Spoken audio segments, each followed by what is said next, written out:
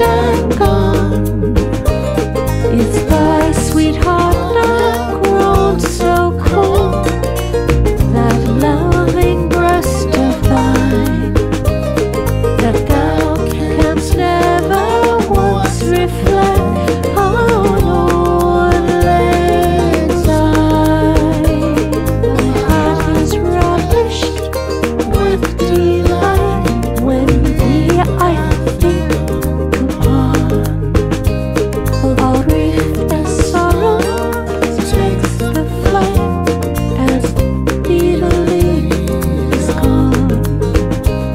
The bright resemblance of thy face so fills this heart of mine, that false no fate can be displeased for lang syne. Since thoughts of me doth banish grief, when from thee I am gone, will not thy presence yield relief to this sad heart of mine?